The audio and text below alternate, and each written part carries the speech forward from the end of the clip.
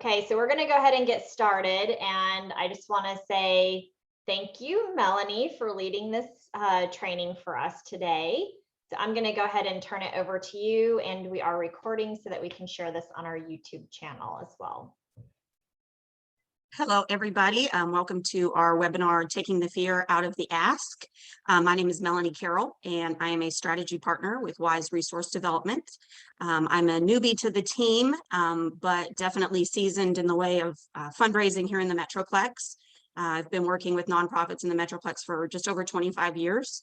So I've really covered everything from programs and evaluations to all types of fundraising. So it's definitely part of my blood and my passion for sure. So a little bit about Wise as we kind of get started here.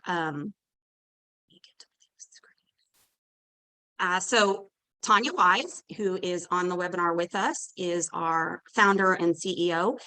She started Wise back in 2014, and the whole concept of Wise is that you're going to have a team of seasoned professionals that work with you. We are considered your partners in fundraising efforts. We're there to enhance existing teams and fill gaps for you that may exist to help you meet your fundraising needs. We act as an extension of your team. We're going to bring our experience and our knowledge and work with you to really create custom strategies to meet your ongoing needs.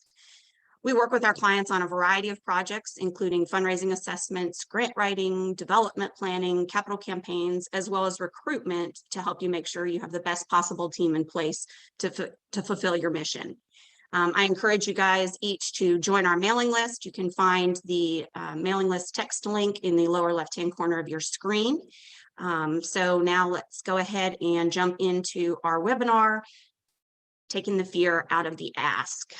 So when I originally started doing this webinar a while ago, oops, sorry, my thing's going too fast. One of the biggest things to me was, so why is it when we are children, or if we have children in our lives, you've experienced this firsthand, they will ask for anything. A child will go up to a stranger in a mall, they will go up to the grocery store clerk, they will ask a child will ask anyone for anything, appropriate or not appropriate. So my thought process is, okay, so what happens to us between the time we're a child and when we're an adult? Why is it that we become so afraid of asking for things? And it is, as a society, we program ourselves and we are taught by our elders that there are certain things that we don't talk about in society, from politics to sex to religion, and then of course money. And asking for money being a taboo topic can prove very challenging for us in the development world when that is what we are charged with doing and the way that we're going to fulfill our mission at our jobs. So how do we go about deprogramming and get ourselves comfortable in a way that we aren't afraid to ask for money when we're out in the public? And that's what we're going to talk about in our webinar today. So the topics that we are going to discuss, we're going to go over the types of conversations that you're going to have during these asks. Why is it that we actually fear the ask? Overcoming our fears, the ask itself, our follow-up and after the ask, if you would, and then, oh my gosh, what if they say no? Which I think is the fear or the crux to most of what this webinar is going to be about for sure. Oh, sorry, I'm running to the slides there and it's not. There we go. So types of conversations.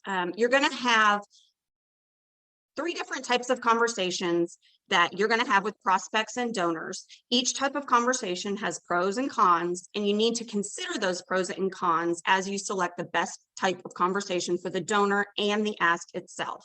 Meaning there are certain things that you are not going to ask over the phone. There are certain things you don't need to meet in person. So you really need to evaluate. This is that first step.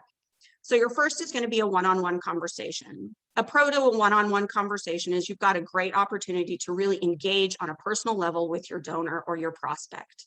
The con is you're going to probably have a little more anxiety because keeping the conversation going is really going to fall to you. So that can be some pressure for an individual.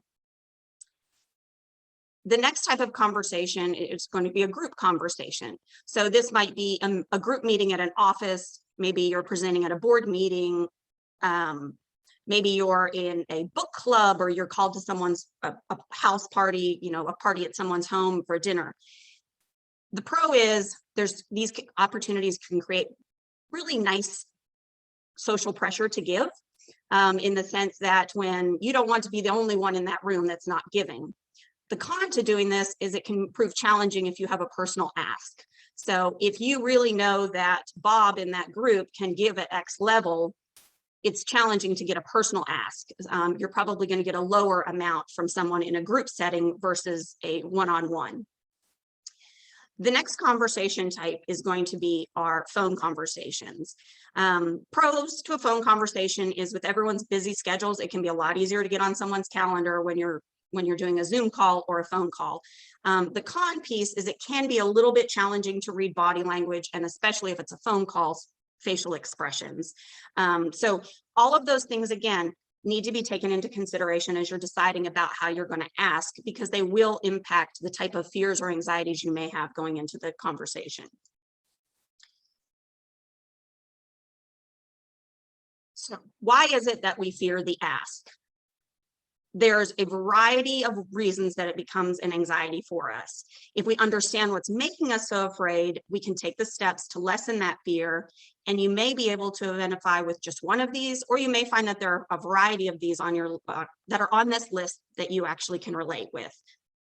The first reason that we may fear the ask is rejection. Oh my gosh, what if they say no? But why is it that we as societies feel so rejected when a good friend doesn't like our family holiday photo on Facebook? Or why do we take it so personal when a prospect says no to us? Why does it ruin our mood? The truth is that there are actually studies to show that our brains are wired to respond that way. There is one study that placed people in a functional MRI machine. It then gave them an opportunity to recall a rejection in their life. And they discovered that the same areas of the brain became active when they experienced rejection as when you experience physical pain. So what that's saying is that even small rejections hurt more than we think they will, because we are actually eliciting literal, be it in our brains, pain to our bodies. So that rejection is a real facet for sure for all of us. The next is going to be judgment. Is the donor going to judge my style of ask, the words I choose, the clothes I'm wearing, the restaurant or the coffee shop that I select? Despite our best efforts, all of us judge others from time to time.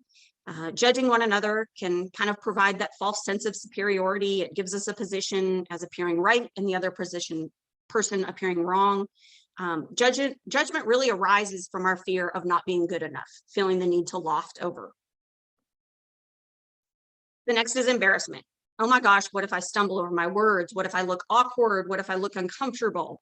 We all know what embarrassment feels like. Our cheeks have that burn. All we want to do is look away, no eye contact. We present that awkward half smile. It's a bad feeling for sure. And some people are so sensitive to being the potential to be embarrassed that they will actually do almost anything to avoid it. So that can prove very challenging in the world of development. The next is you don't want to be a bother. You don't want to be seen as being a bother. With everyone's busy schedules, no one wants to be considered a bother. What if I get into a meeting, I present my ask and they're not interested? Then they're going to feel like I've wasted their time, I've been a bother, and that's going to prevent me from ever meeting them with the future. The next is the potential to make a mistake. Each of us is asking donors for money to support organizations we love. Missions we love, people we love, the children, the elderly, animals, all those amazing causes. So when we go into these asks, we often carry the weight of letting those clients and those people down more than just the weight of the ask itself. So that is why that fear of making that mistake, it's all those that will be impacted if we make that mistake. And that burden is that creates a great big fear. So now that we have kind of talked about hopefully identifying some of the reasons that you may have a fear, let's kind of go into how we can overcome these fears. First and foremost, you can overcome the majority of your fear by just being prepared for your ask. I'm a big quotes person, and one of my quotes for this one is Benjamin Franklin, because he says, by failing to prepare, you're preparing to fail. And I believe that very strongly. I think all too often in the development world, we are busy, we are crazy, and we fly into these in and out of these meetings and don't allow ourselves the time, the schedule to prepare and be in a good place when we go into these. So the first step to overcoming your fear is going to be engage with your prospect. Engage with them before you go into the ask. They need to know that they're more than just their money. You didn't just call on them and immediately ask for money. There is a relationship that must be built. You have to care about them. This can take months. It can take maybe just one meeting over a cup of coffee, or maybe you get them for a tour of your facility. So what you have to do, we all have that urgency to raise money quickly in our, quickly in our organizations, but we have to make sure we slow down and treat the engagement with the care that it needs to be. Next step, research your prospects. You are going to be engaging with your prospect before you go into the meetings. So do your research. This ensures they are a match. Just because someone lives in your community and makes a lot of money and a board member throws out their name as being, oh, we should get, you know, XYZ Bob Smith, you know, down the street who runs that amazing organization, doesn't mean that they're a match for your organization. Do your research, go online, look at social media, look at LinkedIn, learn about them, what they do professionally, maybe a little bit about them personally as well. Those are great tidbits. Use your Foundation Center directory or online tools. Make sure you look at their giving history and what they're passionate about. You need to go into every meeting prepared. You're not meeting a stranger when you walk in there. And if you feel like you are and you don't know enough about them, then you haven't prepared adequately for your ask. Additionally, this research is going to provide you with the insight you need to determine if you are even the best person for the ask. You may be a development director or a CEO of an organization, but through your research, you determine that your board chairman has a connection somewhere, or maybe has just an insight to a business world. So they might be the better person for the ask. So your research is going to help prepare you in that way as well. So the next piece to overcoming your fears is going to be know your organization. This is especially critical when you're preparing board members or volunteers for your ask. You need to have a 2 to 3 minute overview, or what I refer to kind of as a highlight reel, that you could recite in your sleep. This is something you don't want to fumble over. You don't want to have to search for these words. It should come out like just smooth as butter kind of thing. You need to know how to clearly and quickly articulate your organization, what they're trying to accomplish, and the goals they're after. Also prepare to answer questions about budgets and what your organization needs. It is not uncommon to be in these ask meetings and find that someone says, so talk to me about how much do you need to raise this year? What's your deficit, your gap funding right now? How much does that program cost? How much money are you getting from government sources? You need to be prepared with those. You don't necessarily have to have them all memorized, but come equipped with the information to your meeting so you can answer them quickly and look organized in front of your prospect. The next, in addition to your elevator speech and being prepared with information, practice opening lines in conversations to keep in case your conversation stalls. It is not uncommon to go into these meetings. You're two new people kind of meeting for the first time in a lot of situations. So go in there, be prepared. I would encourage you to practice out loud, practice on a coworker, family, spouse, friend, have them role play with you. I would also encourage them to ask questions. Say, listen to my spiel. If when I finish, you have questions, those are very likely the same questions a prospect is going to have. So go ahead and ask them and make sure I'm prepared to answer those questions, or maybe I adjust my ask so that I can fill in those gaps. The next, acknowledge your fears can be empowering. So own it, own it, own it, own it, and then ask anyways. Anytime we do something in spite of fear, we are showing courage. So we are choosing to own that fear and not let it control us. Between all of these practices, especially the practice piece, you are going to be better prepared to go into this ask. Trust me, as someone who's been doing this for 25 years, I still get fearful when I have to go in for an ask, especially a large ask. So know that that doesn't completely go away. But at the end of the day, I always remind myself that I'm not asking for myself. I'm asked, and they are not saying no to me personally. They are saying no to the idea, the concept, or possibly because it's not a mission alignment. I had a board member with a previous organization who used to always tell me when I would kind of coach and counsel with her on asking for money, she would always say, Melanie, I just assume lick a toilet than ask one of my friends for money. And I had to really work with her on understanding that you're not asking for them to give to you, Jane. You're asking for them to give to the organization, to the kids. And so once she started to pull herself, she never was great at it, but she definitely worked hard and really came out of her comfort zone, which is, I think, the case for a lot of board members and especially our volunteers. So the ask itself, there is definitely, in addition to practicing ahead of time, make sure you bring support materials.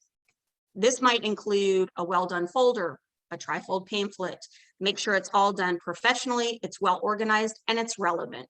What you don't want is to pull the folder off the shelf that has everything about your organization in a way that would be cumbersome to a donor or a prospect. Keep it relevant, keep it simple. You can eventually provide them with greater details, but for that first part with the ask, make sure it's relevant to the ask itself. It might be that you decide to bring in some small promo materials. You know, maybe you have a mug, or it's the holidays and you're doing an ornament for your organization. So those are all great things. So be prepared. If you choose to take those things, make sure they're well presented and organized. The next is going to be, make sure you can balance the conversation. You want your conversation to be balanced between small talk and becoming personally engaged with your prospect, as well as keeping it moving towards business, because at the end of the day, that's your goal, is to be able to make that ask by the end of your conversation. You want to be respectful of things, of their time. So if things are getting away from business too much, it's going a little rogue into the personal conversations. A great way to lead into that would be something to the effect of, you know, a quick tap on your iPhone. Oh my gosh, I can't believe we've already been chatting for 45 minutes. I want to be respectful of your time, and then continue on with more of a business related. I have had multiple conversations that go amazingly well, but we spent too much time on that. And then I did not have enough time for where I really wanted to focus, which was the ask itself. Give the prospect time to process. This is one that I personally struggle with quite a bit, and I think we do because no one likes that awkward silence. Once you put the ask out there, especially as someone who does like uncomfortable moments, and I'm an awkward talker, give your donor or your prospect time to process.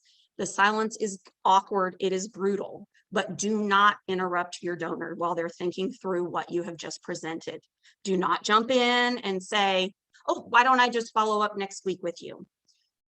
You are going to have a better chance of closing that ask in person versus via an email. It is much easier for them to follow, if you insist on doing a follow-up, to say no via an email or a phone call than it is to say no to you directly.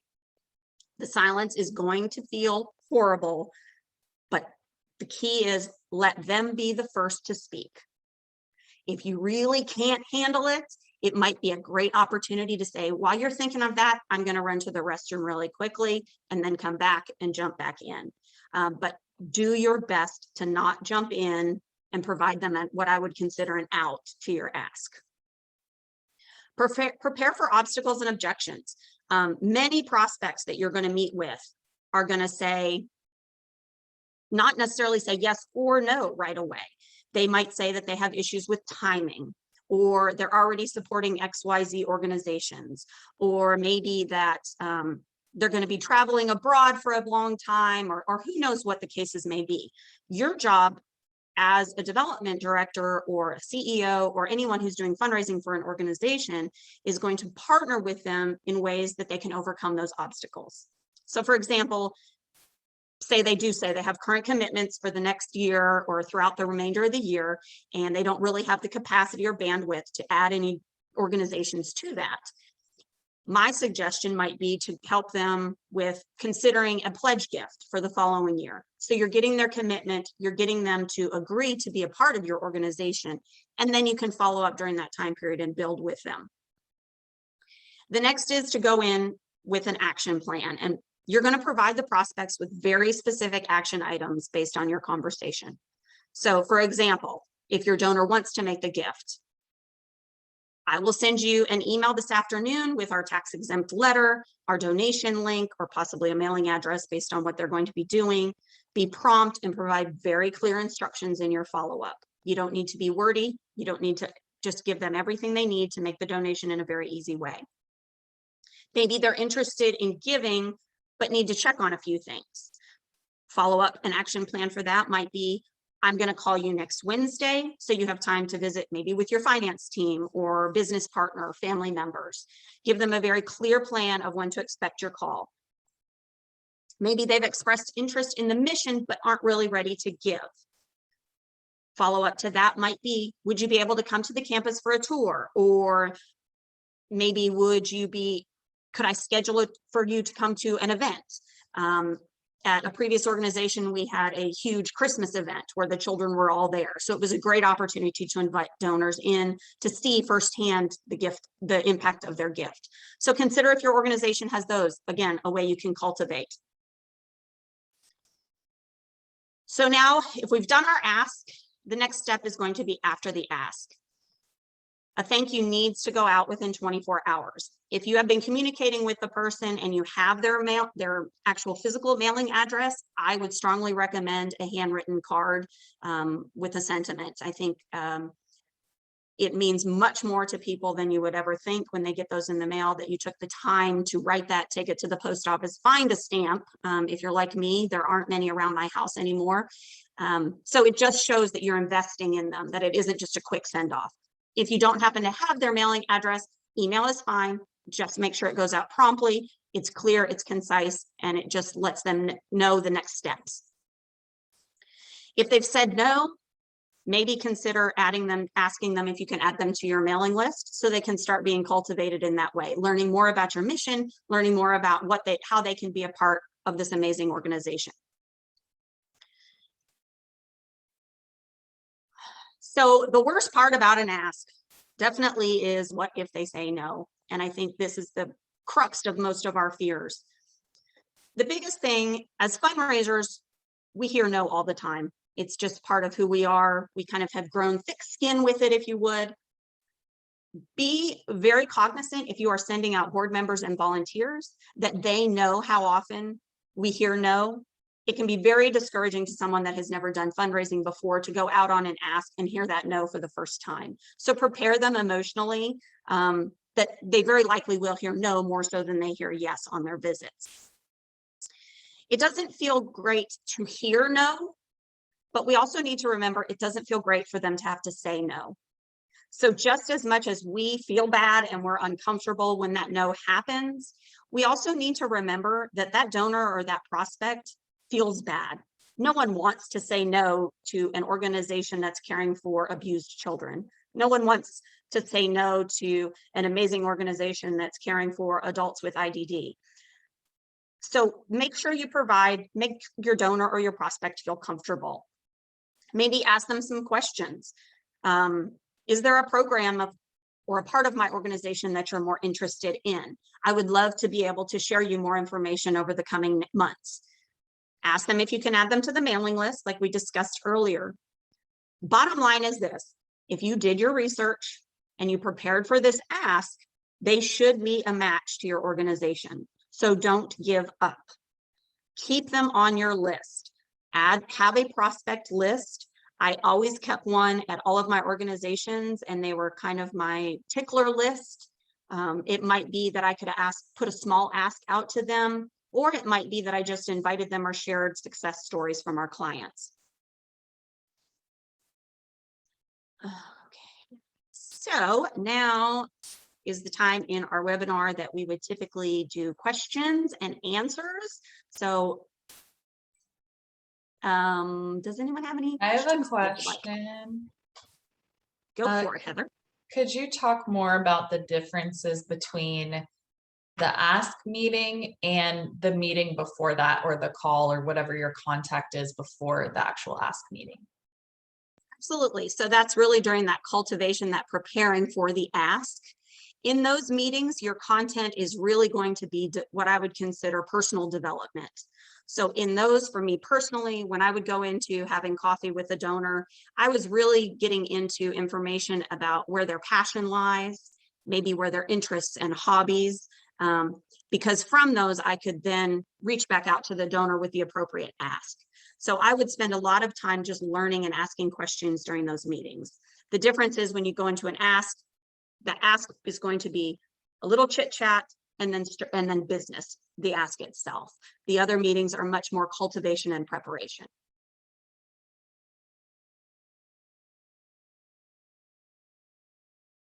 Do we have anything else? Thank you, Melanie. Absolutely, it was a doing this. pleasure. Okay, well, I'm going to stop recording. Oops.